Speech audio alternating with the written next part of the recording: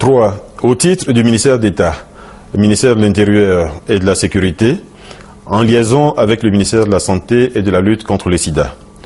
Le Conseil a été informé de la bousculade meurtrière survenue dans la nuit du 31 décembre au 1er janvier 2013 après un spectacle pyrotechnique dans la commune du Plateau.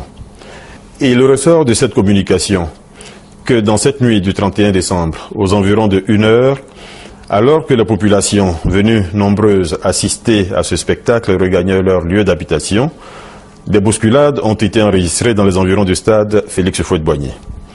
Les sapeurs-pompiers et le SAMU, alertés par la police qui a enregistré les premières victimes, ont immédiatement mobilisé des équipes sur les lieux pour engager les opérations de secours. Le bilan dressé au 4 janvier 2013 fait état de 63 personnes décédées, dont 46 ont pu être identifiées, de 48 blessés évacués au CHU de Cocody, dont une trentaine a été libérée après avoir reçu les premiers soins, de 14 blessés qui demeurent internés au CHU de Cocody et de 2 blessés qui ont été transférés dans un centre de santé privé pour une prise en charge plus étendue. Informé de la situation, le chef de l'État s'est rendu sur le lieu du drame et a visité les blessés au centre hospitalier universitaire CHU de Cocody.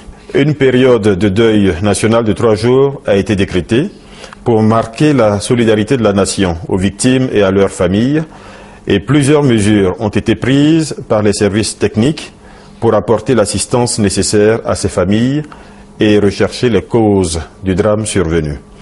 Ce sont entre autres la prise en charge des blessés et l'allocation d'une dotation financière à chaque famille de victimes décédées. La prise en charge des frais de conservation, d'autopsie et d'inhumation des victimes décédées. L'installation d'une cellule de crise logée à l'Office national de la protection civile, ONPC, et l'ouverture d'un numéro vert destiné au renseignement des populations. L'ouverture immédiate d'une enquête afin de déterminer les circonstances et les causes de ce drame. L'initiation d'une large réflexion sur la gestion des événements mobilisant des foules importantes. Le Conseil a réitéré ses condoléances attristées aux familles des défunts, ainsi que ses vœux de prompt rétablissement aux blessés.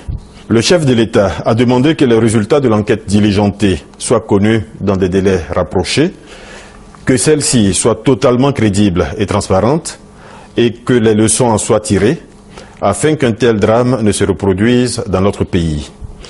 Il a également demandé que le soutien financier et l'aide psychologique nécessaire soient apportés aux familles des victimes.